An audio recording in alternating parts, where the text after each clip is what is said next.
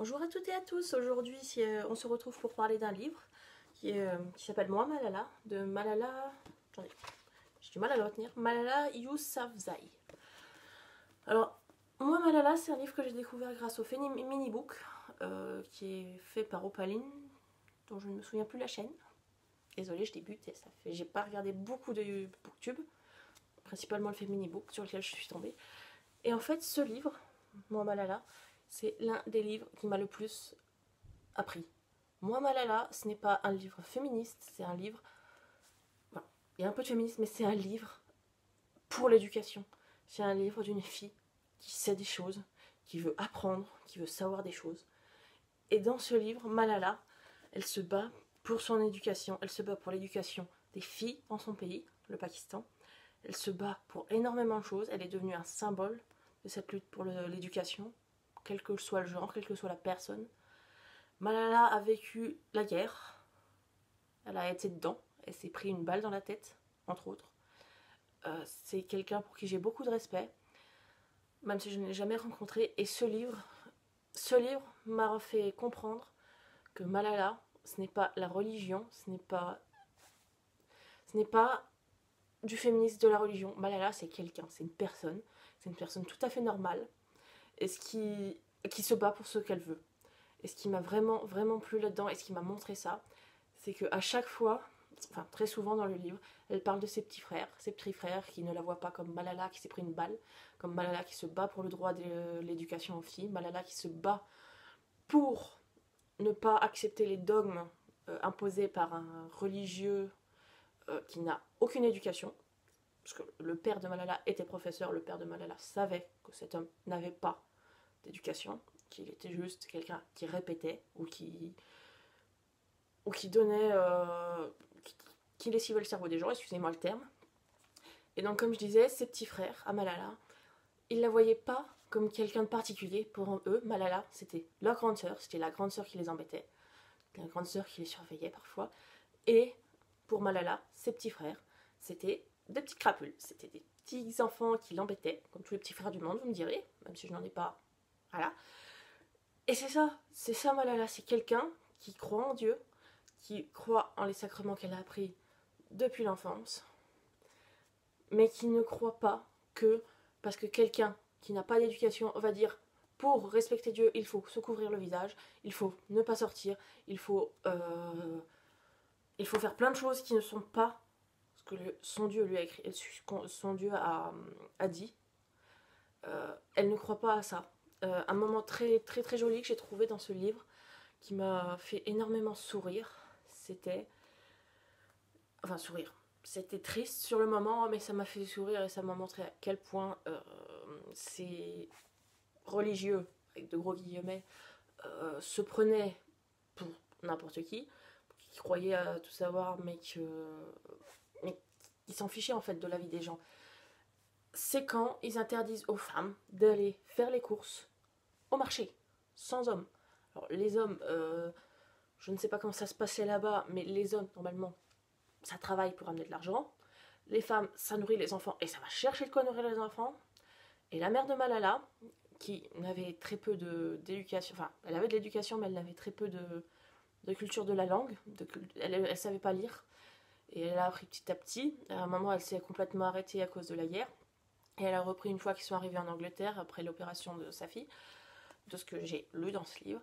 Et donc, cette mère-là, elle devait aller au marché, chercher de quoi nourrir ses enfants, en ne sachant pas lire, ou très peu, donc en déchiffrant les prix comme elle pouvait, les appellations comme elle pouvait. Et un jour, des gens ont voulu la frapper, on l'ont chassée, on lui ont dit qu'elle ne respectait pas Dieu, alors que, même si, moi encore, je n'ai pas la même perception de Dieu, voilà, ils lui ont dit qu'elle ne respectait pas Dieu, que si elle recommençait, elle serait punie. Et où, dans quel monde, est-ce qu'une femme qui est voilées, parce que dans la religion, elles sont voilées comme... De base, elles sont voilées comme voilà. Et encore si elles le veulent. Mais elles sont voilées comme voilà. Et de où quelqu'un dit, tu ne sors pas sans ton mari, tu ne peux pas faire tes courses sans ton mari, tu ne peux pas nourrir tes enfants et aller leur chercher de la nourriture toi-même. Tu dois avoir un mari qui sait lire et qui doit... Ah, excusez-moi, mais c'est énervant. Et ce livre-là, je l'ai trouvé quand même vraiment magnifique, vraiment. C'est une leçon de vie. Moi, Malala, c'est une leçon de vie, complètement. C'est quelque chose qui m'a énormément touchée. Je l'ai lu sur plusieurs jours parce que je le lisais pendant un trajet, j'avais pas le temps autrement. Et moi, Malala, c'est quelque chose vraiment qui m'a touchée au plus profond de moi. Parce qu'elle a une vision totalement différente et à la fois fascinante de plein de choses, de l'éducation, de Dieu. Encore une fois, je ne parle pas de Dieu à mon nom, je parle de ce que j'en ai lu là. Et elle le considère plus comme un ami, comme une personne à qui se confier, comme certains le font sur YouTube par exemple, racontent leurs problèmes, certains le font, donc voilà. C'est un peu pareil, sauf que là c'est Dieu.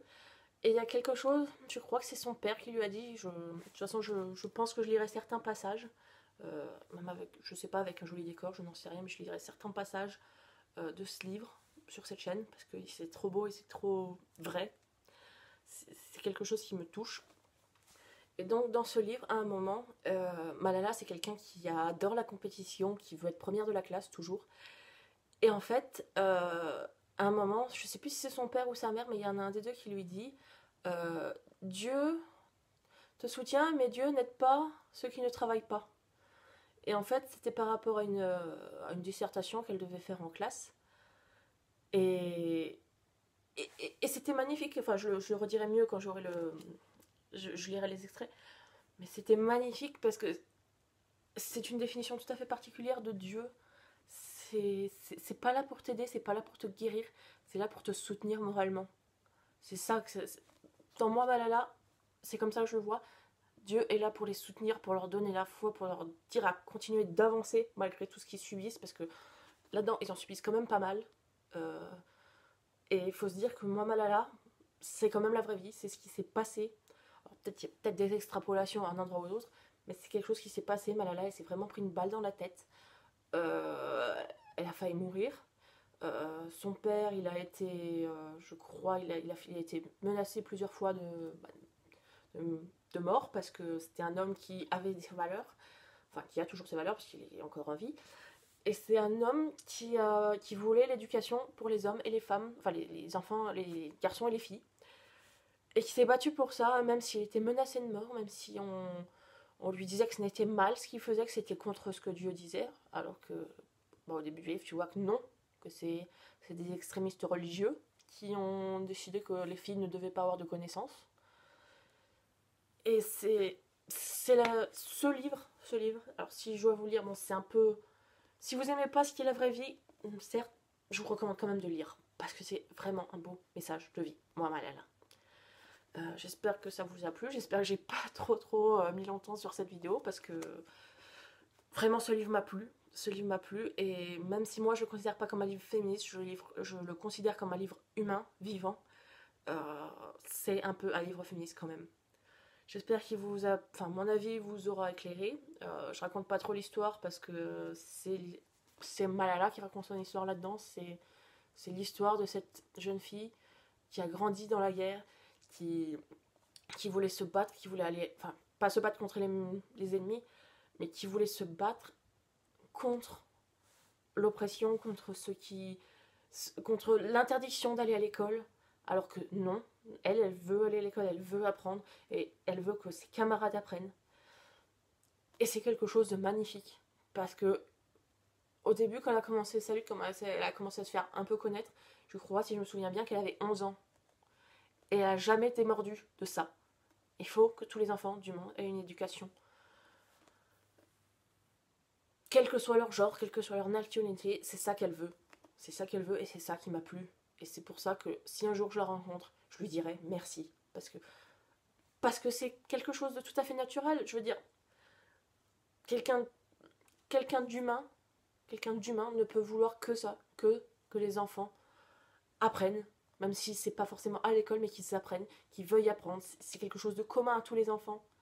Et qu'elles se battent pour ça, pour des enfants qui ne peuvent pas accéder à l'éducation, qui ne peuvent pas avoir de cours, qui sont obligés parfois de rester dans les carcans établis depuis des centaines d'années. Je trouve que c'est un très très beau combat. Voilà, je crois que je vais m'arrêter là parce que sinon je vais rabâcher les mêmes choses pendant plusieurs minutes. J'espère que ça vous a plu et puis lisez-moi Malala. lisez-le. Au revoir.